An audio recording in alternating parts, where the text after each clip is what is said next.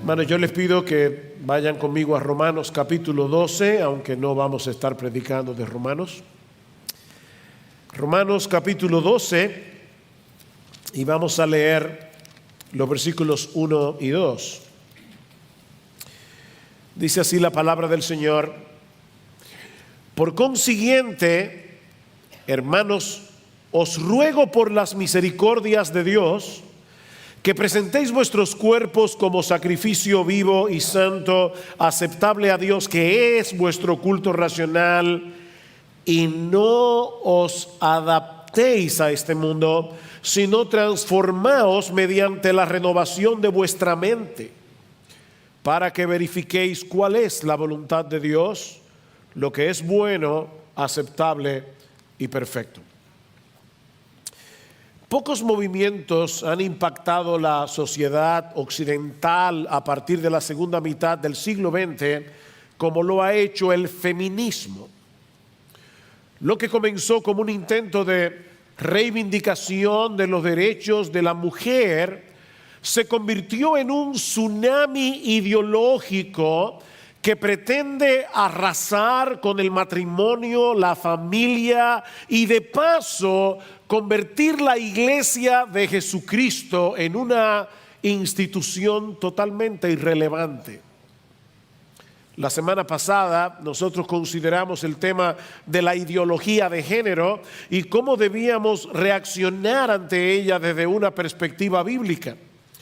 En la mañana de hoy nosotros queremos completar este tema explicando en qué consiste el feminismo y el impacto que ha tenido en la iglesia a finales del siglo XX y a principios del siglo XXI. Y yo espero, mis hermanos, mostrar en esta mañana que ambos movimientos suelen ir de la mano. Ahora, antes de pasar a explicar de lleno nuestro tema, permítanme hacer dos observaciones, y las dos son importantes. La primera es que no estamos abordando este tema como activistas políticos, lo dijimos la semana pasada, lo repetimos otra vez. No estamos aquí como activistas políticos, no estamos aquí como analistas culturales, sino como pastores que estamos llamados a enseñar a la iglesia todo el consejo de Dios.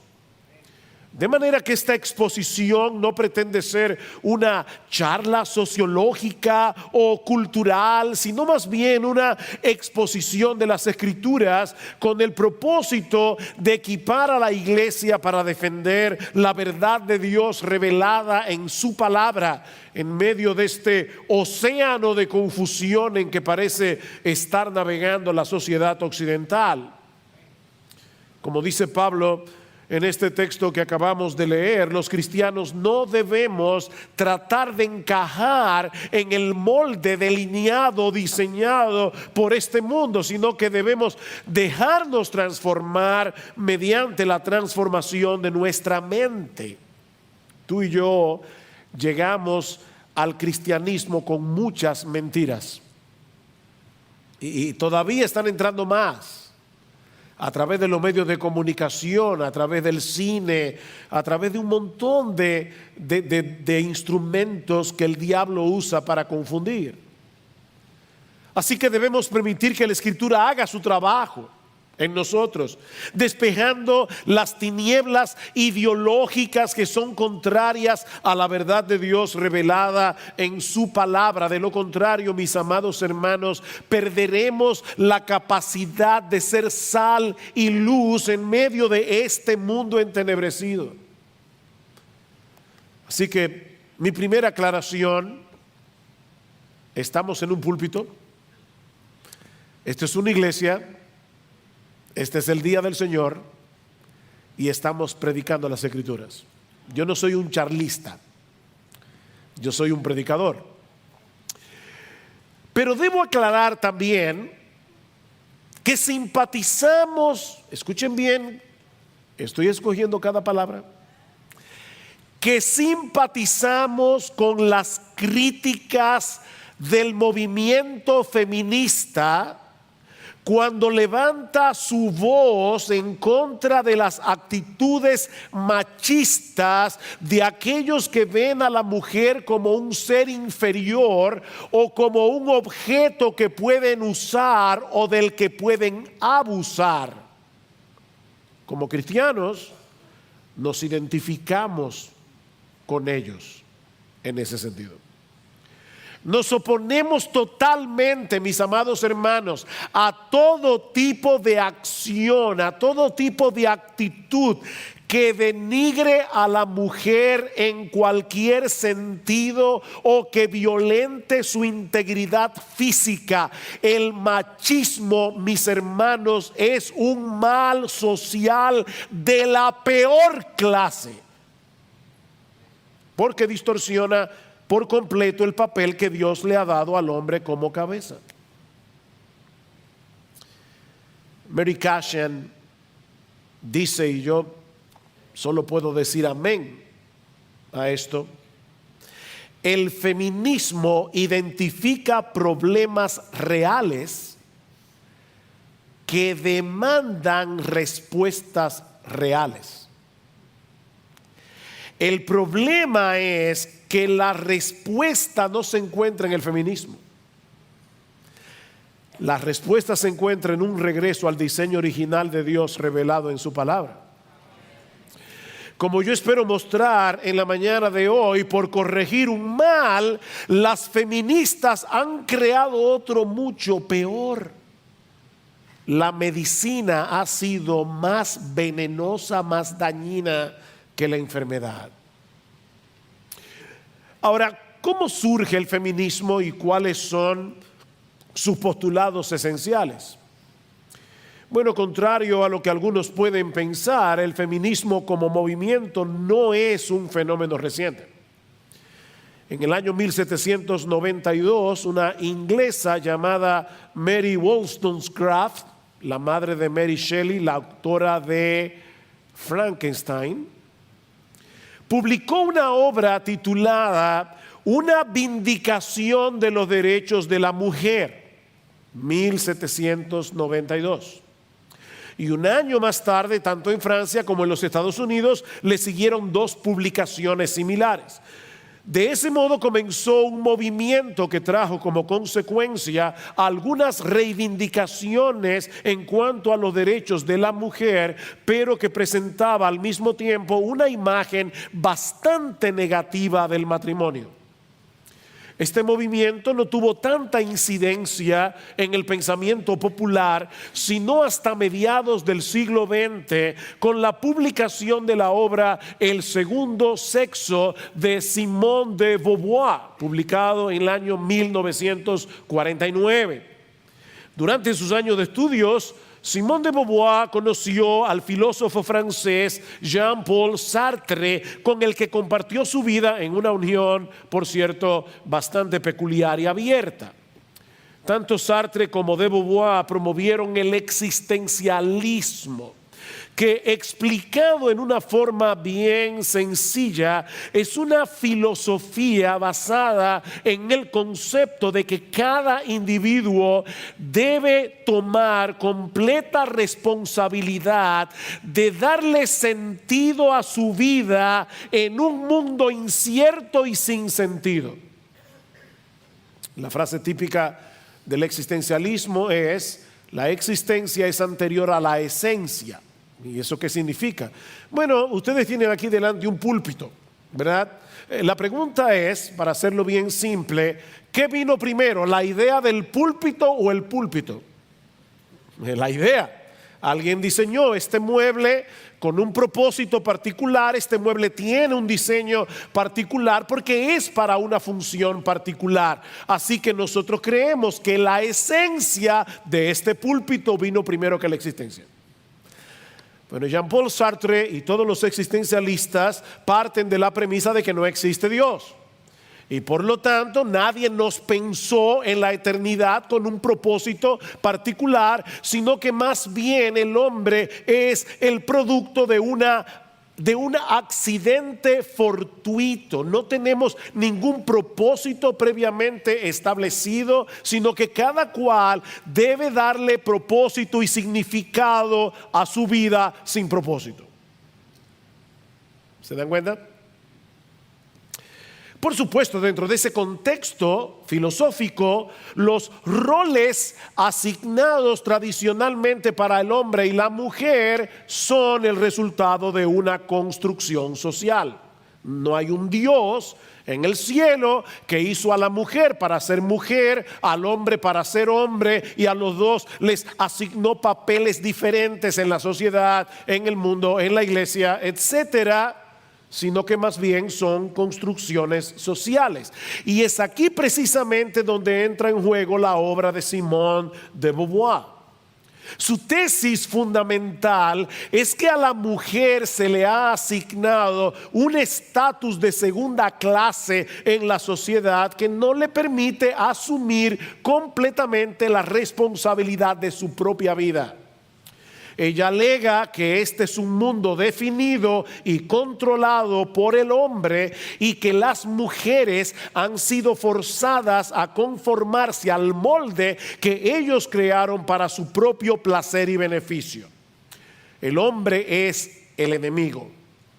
¿Cuál es la solución entonces? Destruir la superioridad masculina y rehusar amoldarse al papel tradicional que se le ha asignado a la mujer como esposa y como madre.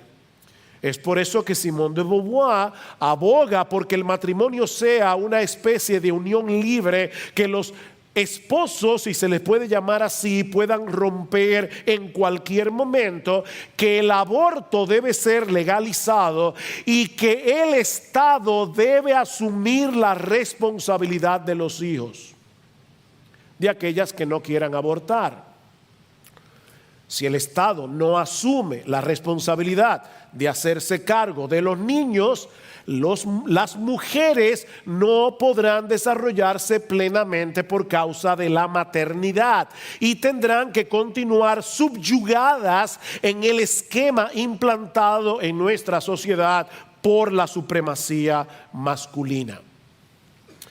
En un principio, el libro de Beauvoir no tuvo tanto impacto en los Estados Unidos, hasta que a principios de los 60 una periodista norteamericana llamada Betty Friedan publicó un libro titulado La mística femenina, que presentaba estas mismas ideas, pero enseñadas en una forma más potable para la mente norteamericana.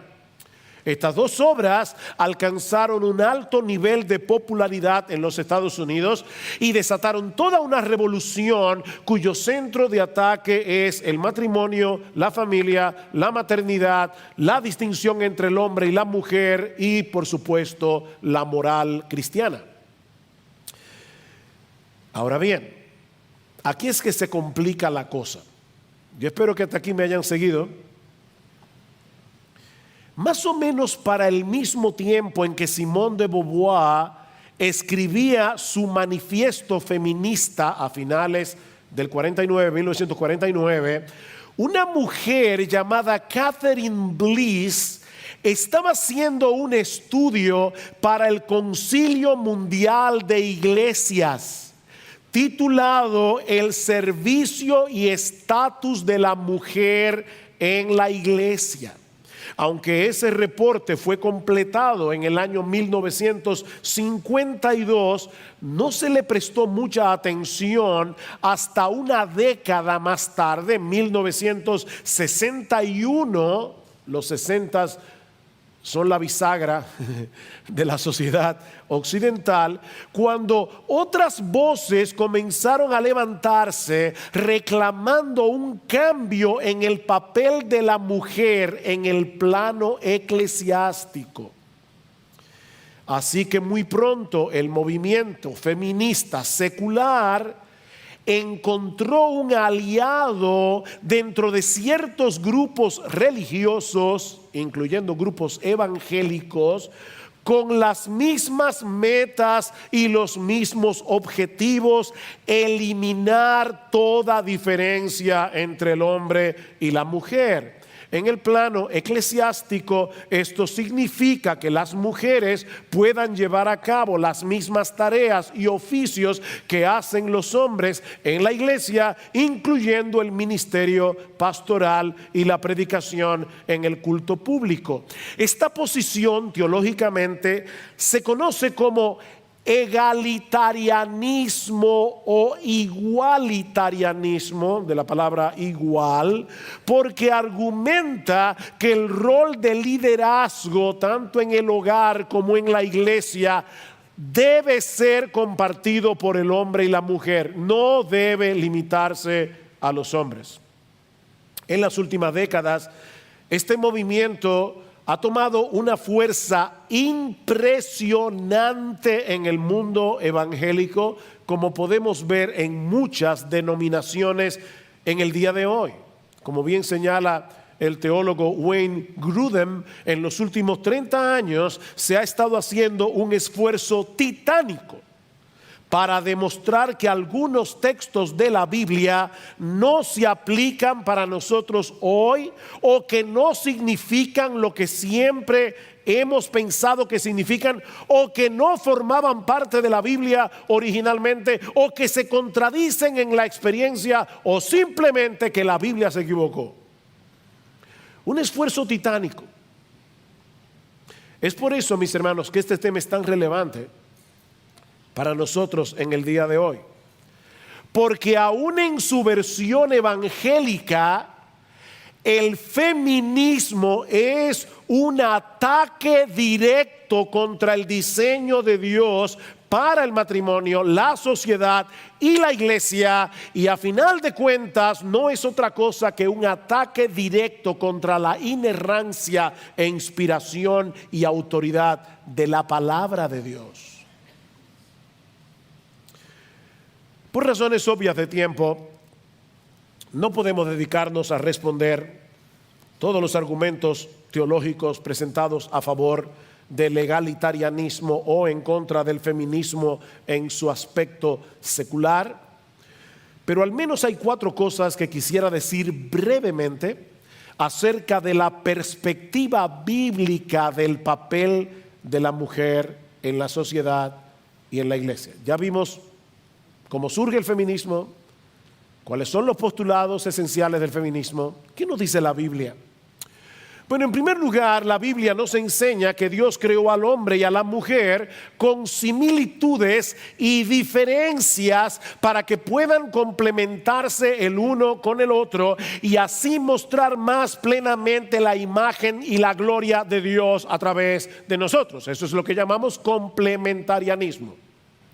Bien, hay una posición que es la egalitarianismo o igualitarianismo. Nosotros creemos en el complementarismo. Nosotros creemos que el hombre y la mujer se parecen, pero son distintos en el sexo y se complementan el uno al otro. Génesis capítulo 1 versículo 27: y creó Dios al hombre a su imagen, a imagen de Dios los creó, varón y hembra los creó. Tanto el hombre como la mujer comparten la misma humanidad, comparten la misma dignidad, comparten el mismo valor, complementándose perfectamente el uno con el otro. El hombre no, con un no bien grande, el hombre no es superior a la mujer. No lo es. Pero Dios creó el sexo masculino y el sexo femenino, cada uno con características biológicas, físicas y emocionales que hacen que el hombre sea hombre y que la mujer sea mujer. Y es funcionando como hombres y como mujeres que podemos mostrar más ampliamente la gloria de Dios en el mundo, como veíamos la semana pasada. Mis hermanos y mis queridas hermanas, decir que una mujer es denigrada a menos que se comporte como un hombre y que la tratemos como si fuera un hombre, eso sí es denigrar a la mujer. Eso es denigrar a la mujer, eso es limitar el potencial de la mujer, porque tanto la sociedad como la iglesia funcionan mejor cuando cada uno actúa según el diseño de Dios y no según las pretensiones de los hombres. Pedirle a una soprano que cante como un tenor, por ejemplo, eso no va a promover su carrera, la va a destruir. Porque ella fue creada, si canta, si canta bien, ella fue creada para cantar como María Cala, no como Pavarotti. ¿Ven la diferencia? En segundo lugar, Dios creó un esquema de autoridad, tanto para el hogar como para la iglesia, escuchen bien, que refleja el orden operacional de la misma Trinidad. Voy a repetir eso de nuevo. Dios creó un esquema de autoridad, tanto para el hogar como para la iglesia, que refleja el orden operacional de la misma Trinidad. Pablo dice en 1 Corintios capítulo 11 versículo 3 que Cristo es la cabeza de todo varón y el varón es cabeza de la mujer y Dios la cabeza de Cristo. ¿Oyeron eso? Dios el Padre es la cabeza de Dios el Hijo.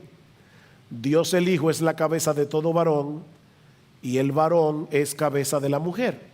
Ahora, mis hermanos, Dios el Padre no es más Dios que Dios el Hijo, ¿verdad que no?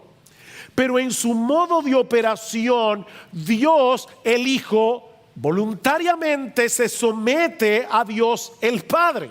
Y de la misma manera la mujer debe colocarse voluntariamente bajo la autoridad de su marido, reflejando así el orden funcional que nosotros vemos en la Trinidad. Es por eso que al hombre no se le manda en la Biblia a someter a su mujer, sino a amarla.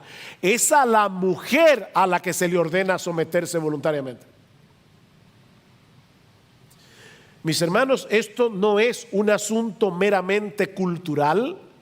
Este no es un orden que vino a causa de la caída. Esto era parte del diseño original de Dios al crear al hombre y a la mujer, como nos enseña Pablo en 1 Timoteo capítulo 2.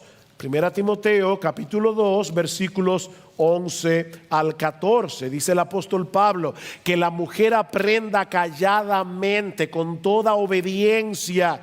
Yo no permito que la mujer enseñe ni que ejerza autoridad sobre el hombre. Y está hablando en el contexto de la iglesia, obviamente, porque dice más adelante, y esto te escribo esperando oír a ti pronto, pero en caso de que me tarde, para que sepas cómo debes conducirte en la casa de Dios.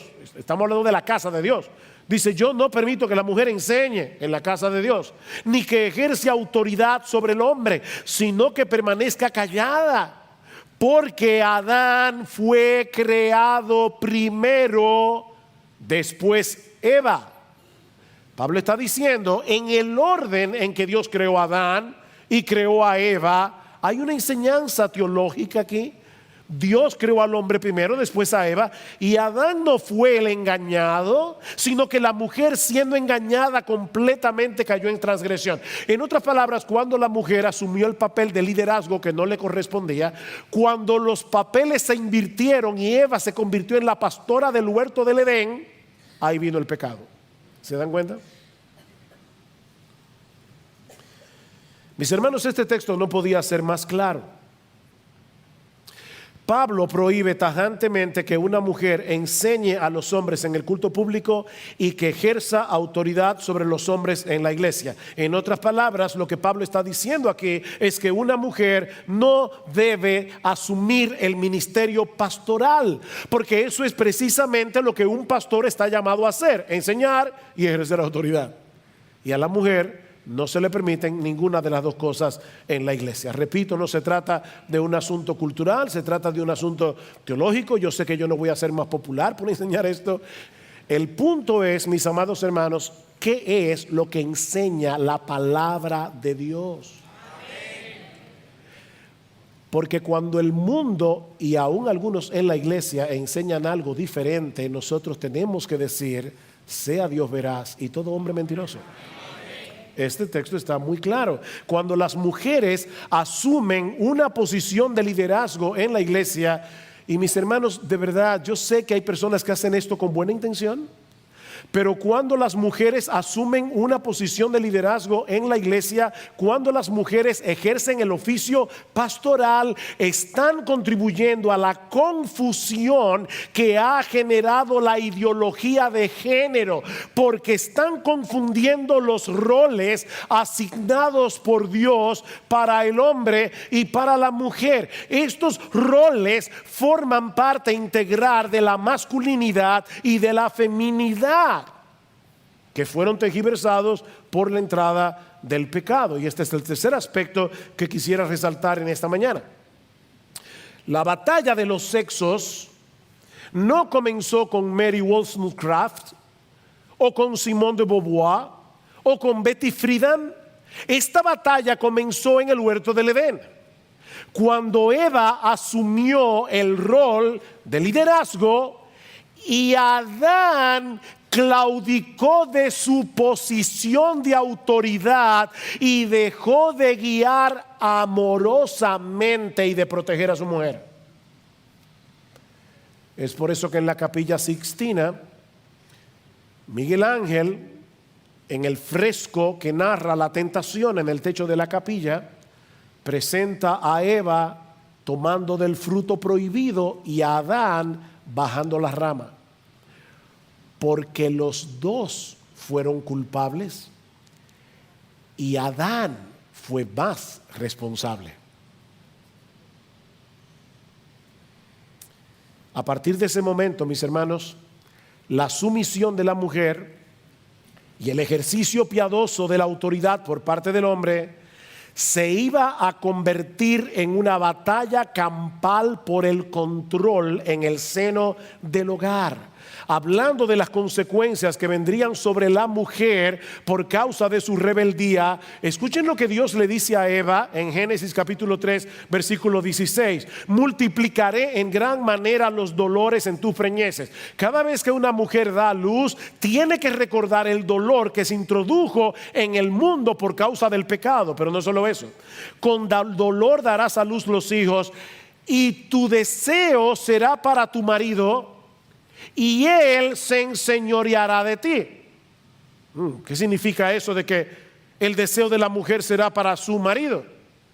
Bueno, nosotros tenemos una clave en Génesis capítulo 4 versículo 7, unos versículos más adelante, porque esas son exactamente las mismas palabras que Dios le dijo a Caín en Génesis 4:7 para advertirle que el deseo del pecado iba a ser controlarlo, pero que él tendría ahora que luchar para enseñorearse sobre el pecado. ¿Qué es entonces lo que Dios está diciendo aquí? Bueno, muchos eruditos creen que lo que Dios nos está diciendo en Génesis 3 es que a partir de la caída el deseo de la mujer va a ser controlar a su marido, ya sea manipulándolo, ya sea buscando la manera de que su autoridad prevalezca en la casa. Tu deseo será controlarlo, como el deseo del pecado es controlar al hombre, pero él se enseñoreará de ti. Dice un comentarista: el deseo de la mujer sería muy parecido al deseo del pecado de dominar a Caín. Ahora la mujer desearía controlar a su esposo, pero ese deseo no elimina la realidad de que Dios le ha ordenado al hombre ser un líder de su hogar, pero él se enseñoreará de ti. Esa inversión de roles en el hogar y en la iglesia, mis hermanos, es fruto de la entrada del pecado en el mundo, el cual es revertido por la obra de Cristo en el corazón del hombre y de la mujer.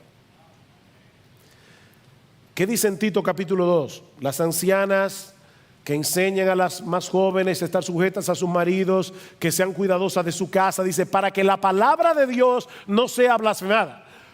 Porque la gracia de Dios se ha manifestado para salvación a todos los hombres, enseñándonos que, renunciando a la impiedad y a los deseos mundanos, vivamos en este siglo sobria, justa y piadosamente. Pablo está diciendo, las ancianas, las mujeres, deben comportarse de esta manera, deben enseñar a las más jóvenes a comportarse de esta manera, porque esa es la obra de la gracia de Dios en el corazón. Eso es lo que hace el evangelio con una mujer pecadora cuando la redime para Cristo. Y ya vimos el texto de Efesios capítulo 5 versículo 22. Las casadas estén sujetas a sus maridos en todo, en todo. La mujer debe estar sujeta a su marido como la iglesia está sujeta a Cristo, porque el marido es cabeza de la mujer, así como Cristo es cabeza de la iglesia. Este es el tipo de texto que las feministas evangélicas dicen, bueno, no, la palabra cabeza significa otra cosa. No, la palabra cabeza significa cabeza. El hecho de que una mujer ocupe el oficio del pastorado y la enseñanza en el culto público es una incoherencia con el diseño de Dios. Es una incoherencia con la obra de la gracia en el corazón del pecador por medio del evangelio, y contribuye a la confusión que promueve la ideología de género, independientemente de la motivación que tenga esa mujer. Cuando yo estudiaba en el seminario, tuve fuertes discusiones, y yo en ese tiempo no era tan calmado como ahora, creo yo. Tuve fuertes discusiones con un estudiante que defendía vehementemente el ministerio pastoral de las mujeres y su rol de predicadoras en la iglesia. Y uno de sus argumentos era que ella conocía pastoras y predicadoras cuyos ministerios habían sido muy bendecidos por Dios, y me acuerdo como ahora, y que predican mejor que muchos hombres. Entonces la pregunta es, ¿cómo es posible que Dios use instrumentos que Él mismo desaprueba? Bueno, antes de responder esta pregunta, mis hermanos, es importante resaltar que nunca debemos interpretar la Biblia a la luz de nuestras experiencias. No, debemos evaluar nuestras experiencias a la luz de la Biblia. Y la Biblia enseña claramente que las mujeres no deben ser pastoras, punto. Y que no deben enseñar en el culto público. Ahora, volviendo a la pregunta. Lo cierto es que muchas veces Dios en su soberanía sí usa instrumentos que Él desaprueba. Por ejemplo, en Filipenses capítulo 1 versículo 15, Pablo cita el caso de algunos que predicaban a Cristo por envidia. ¿Ustedes creen que Dios puede aprobar que haya personas que prediquen a Cristo por envidia? Que quieran tener una iglesia más grande que la del pastor tal. Y mucha de esta gente quería ser más notorios que Pablo. Y aprovecharon y dijeron, Pablo ahora está preso, ahora es que nosotros podemos predicar y hacernos de un nombre, porque Pablo está atado de manos. Y Pablo decía, pero ¿saben qué?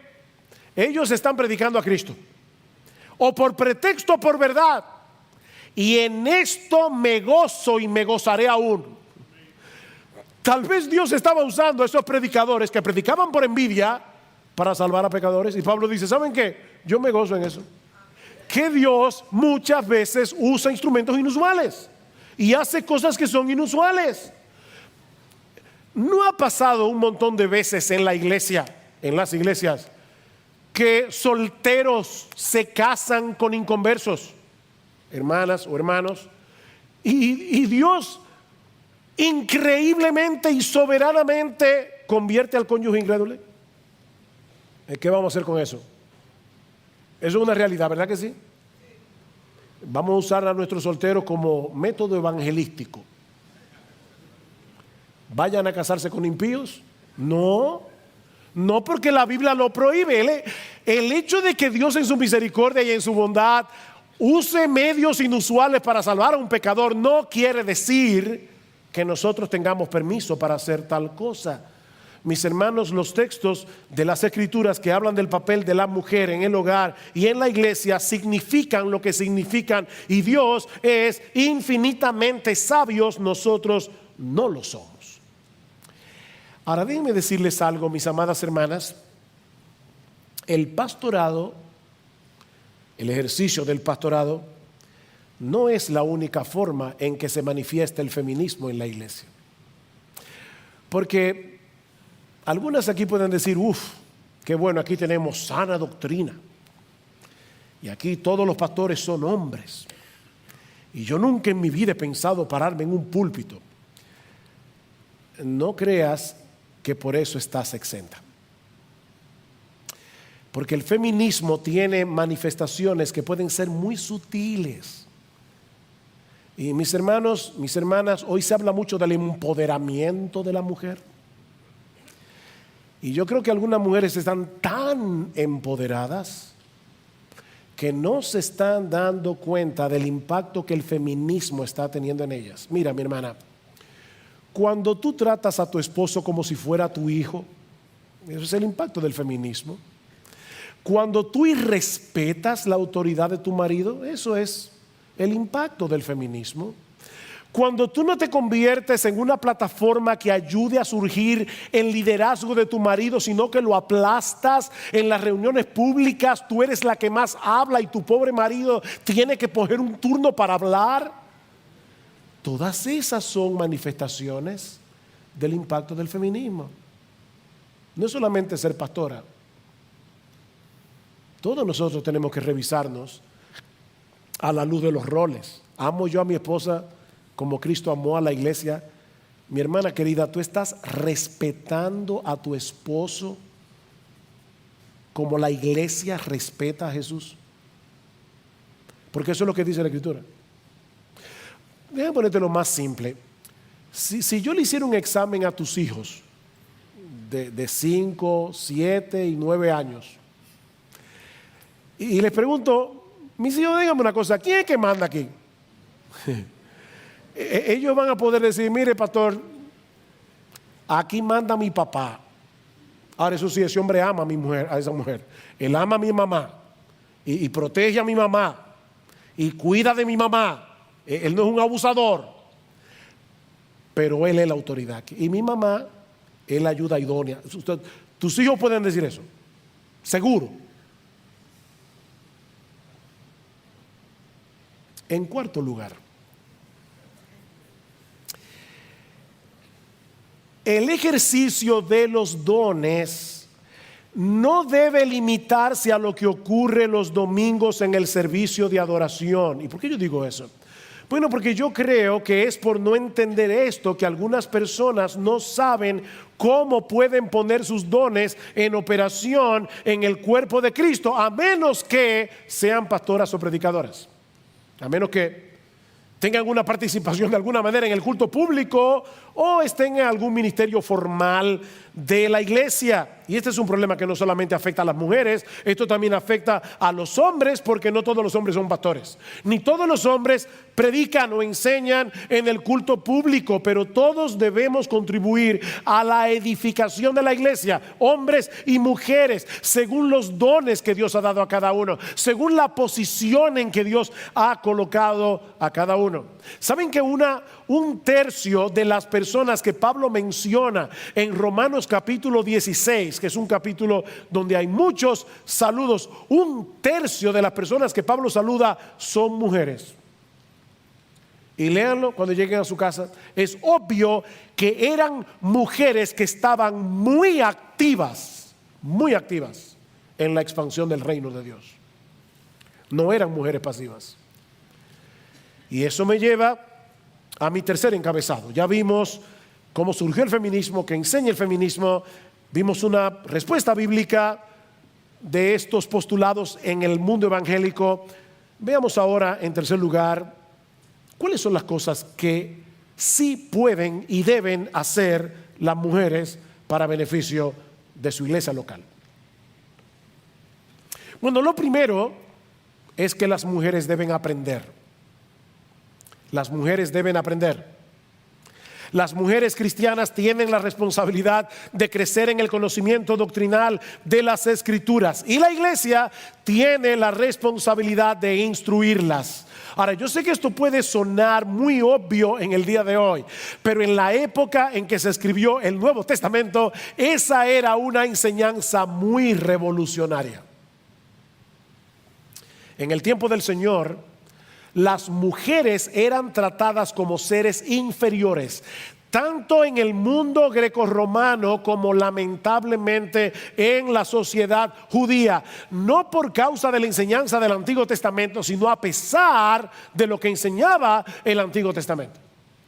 Y una de las áreas en las que se palpaba esa discriminación era precisamente en el área de la enseñanza. A las mujeres no se perdía el tiempo enseñándolas. José Joanán, un escriba que vivió unos pocos años antes de Cristo, él recomendaba no hablar mucho con una mujer, ni siquiera con su propia esposa. El que habla mucho con las mujeres trae maldición sobre sí mismo. ¿Oyeron eso? Comparen eso con la enseñanza de la Biblia.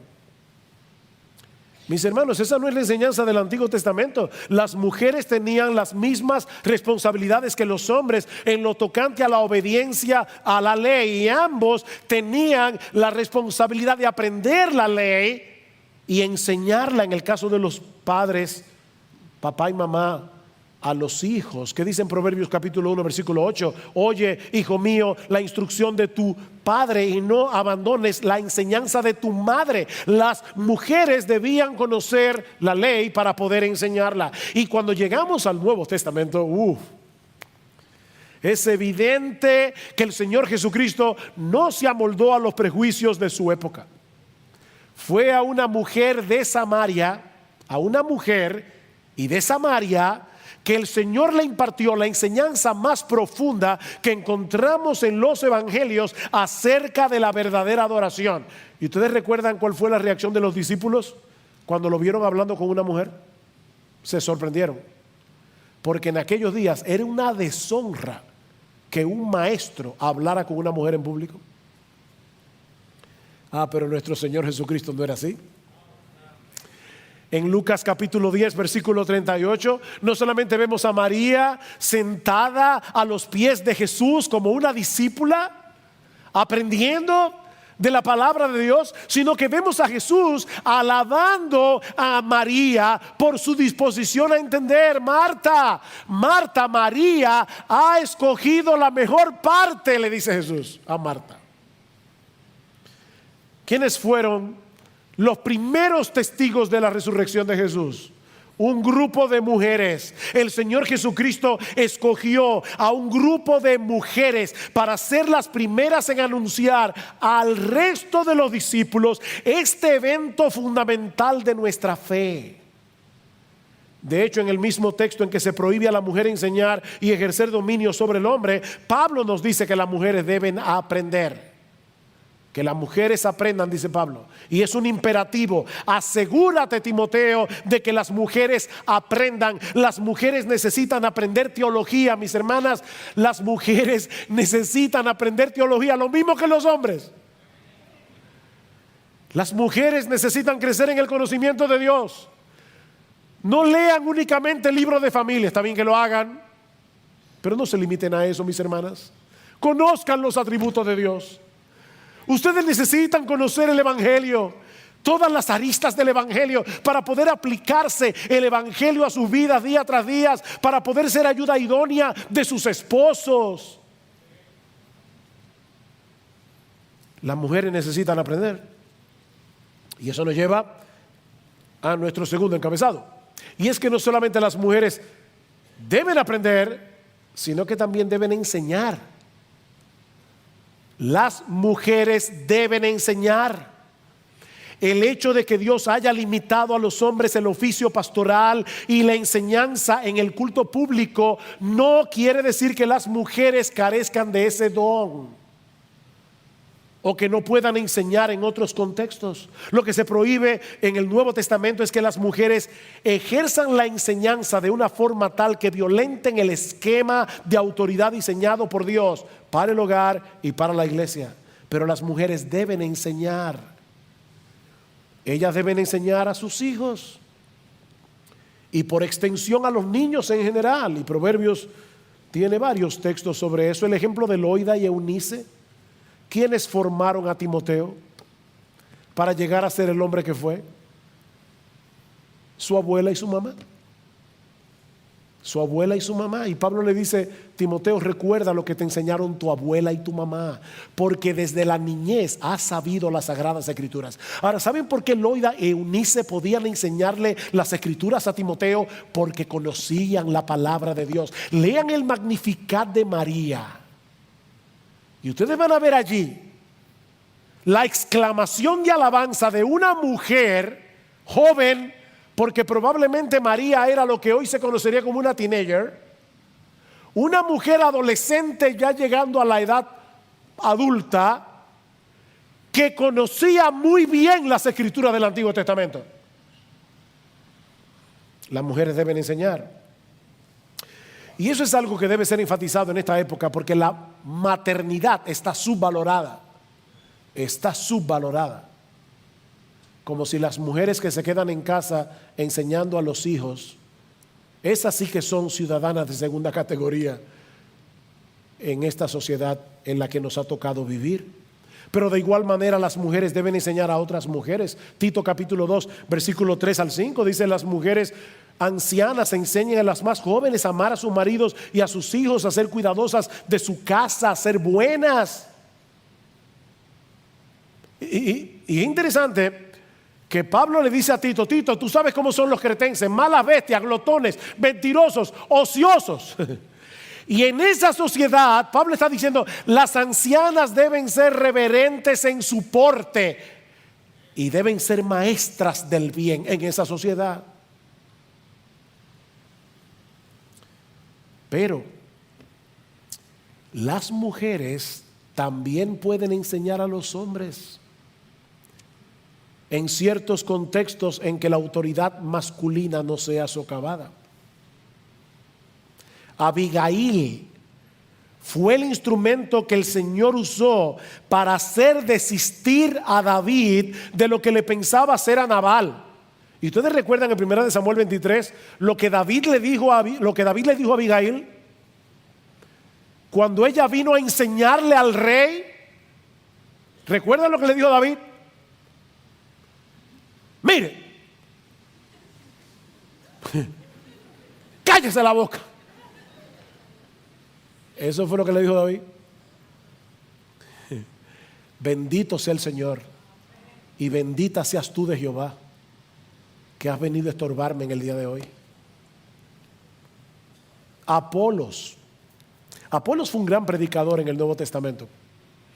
Sin embargo, él no tuvo ningún reparo en ser instruido por Priscila y Aquila. Vean en Hechos 18, 24 al 26. Y el texto griego dice que ellos catequizaron a Apolos. Priscila y Aquila, los dos. Comentando acerca de este pasaje, dice Matthew Henry: he aquí el ejemplo de una buena mujer, Priscila, que aunque no le es permitido hablar en la iglesia, aún así hace bien en una conversación privada con el conocimiento que Dios le ha dado.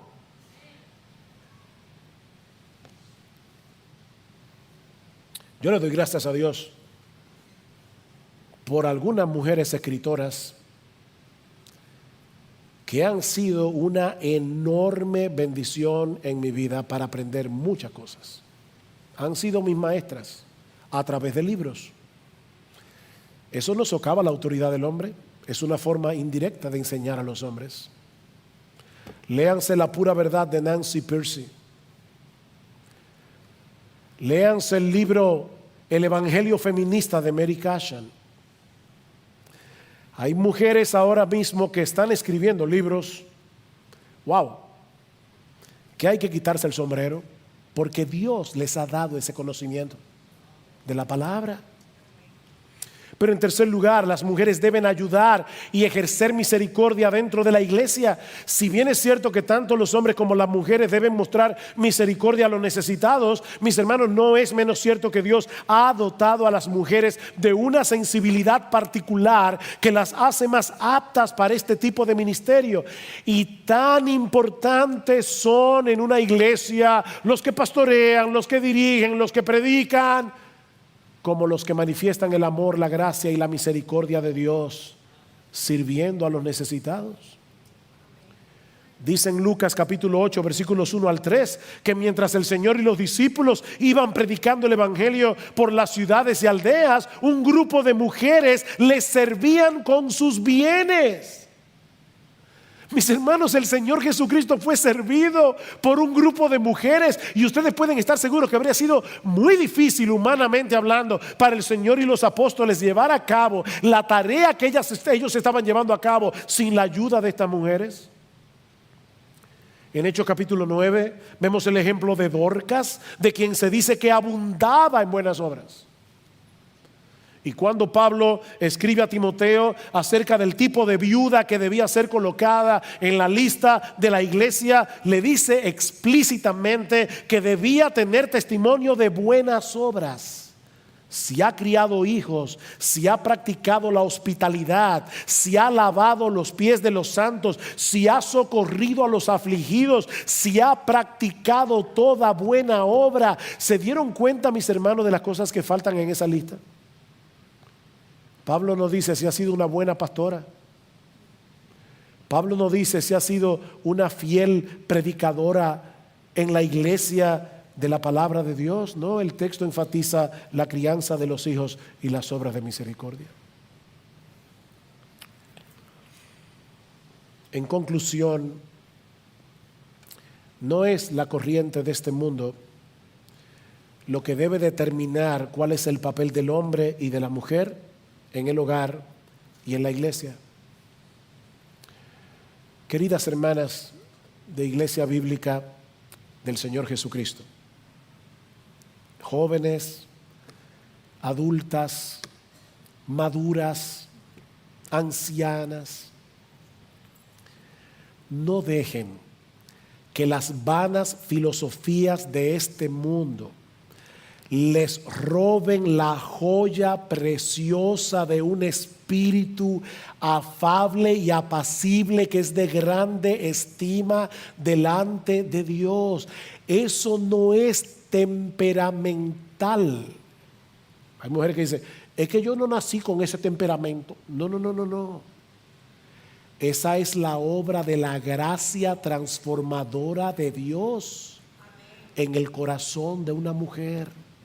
Un espíritu afable y apacible. Mis amadas hermanas, Cristo vino a rescatarlas de la vana manera de vivir que el mundo promueve y enseña, para que ustedes puedan funcionar de acuerdo al diseño original de Dios. Ese es uno de los beneficios colaterales del Evangelio. Cristo las compró con su sangre para que ahora puedan exhibir como mujeres la gloria del Dios que las creó para ser mujeres. Esa es tu belleza, mi amada hermana. Ser mujer. Ser mujer. Mujeres, si hay algo que el mundo, el hogar y la iglesia necesitan, son creyentes piadosas que asuman con gozo la gloria de la feminidad, sirviendo a Cristo con los dones y talentos que Dios te dio. Mujeres que no sean amazonas, mujeres que con convicción rechacen el feminismo en su forma más radical, pero también, mis amadas hermanas, en su forma más sutil.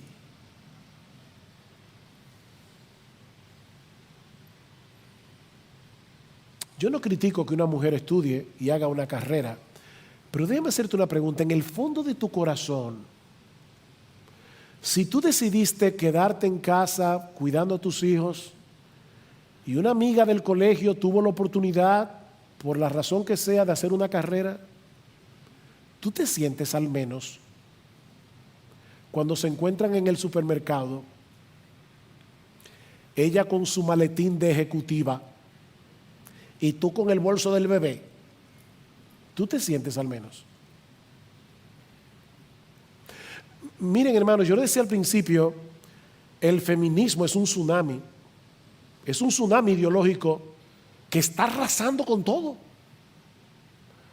Ahora, el problema de esto es cuando esas olas comienzan a penetrar en la iglesia. Y ¿saben quiénes están llamadas a hacer un muro de contención para que esas olas diabólicas, ideológicas no penetren en la iglesia? Son mujeres piadosas que se planten en sus pies diciendo: yo estoy dispuesta a abrazar con gozo y con convicción el hecho de que Dios me hizo mujer. Ustedes son ese muro de contención. Y para el mundo tiene que ser muy evidente que hay una diferencia entre lo que se ve aquí adentro y lo que se ve allá afuera. Porque Pablo dice: mujeres, hagan eso para que la palabra de Dios no sea blasfemada. Pero ¿saben qué? Hombres, varones, masculinos. De la misma manera el mundo, el hogar y la iglesia necesitan hombres piadosos que asuman con valentía y convicción el reto de ser hombres. El reto de ser hombres, porque es un reto.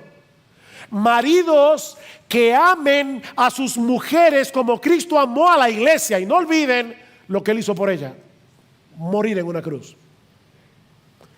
Maridos que no solo sean intencionales proveyendo económicamente, sino también santificando y protegiendo a sus esposas como líderes espirituales del hogar. La iglesia necesita hombres que se sacudan de su apatía, que se sacudan de su comodidad para servir en la iglesia, en el mundo y en la familia con los dones y talentos que el Señor les dio. Hombres que sepan mostrar el carácter de 1 Timoteo 3 y Tito 1.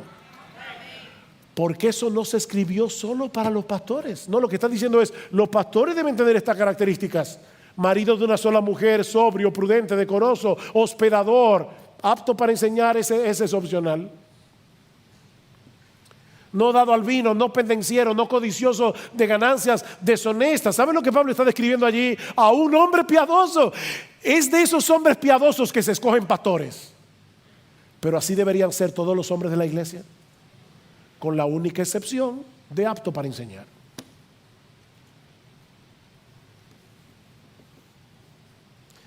Miren, mis hermanos, yo les hablo con mi corazón en la mano. Esta iglesia necesita más pastores. Esta iglesia necesita más diáconos. Esta iglesia necesita más misioneros. Esta iglesia necesita hombres. No todos los hombres que son hombres se van al ministerio pastoral. Yo no estoy diciendo eso. No, porque se necesitan médicos, abogados, ingenieros, arquitectos, taxistas, ebanistas, herreros, que se comporten como hombres piadosos.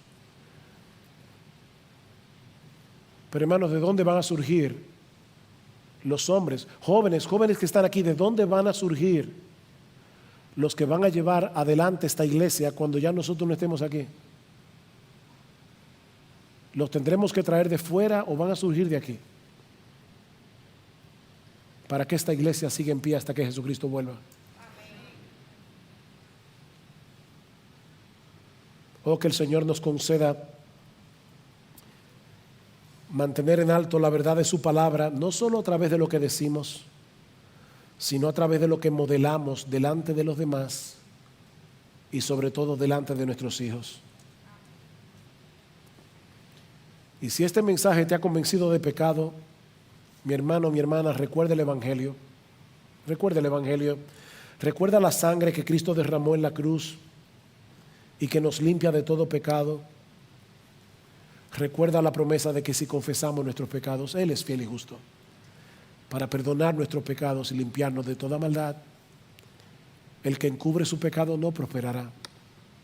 El que los confiesa y se aparta alcanzará misericordia.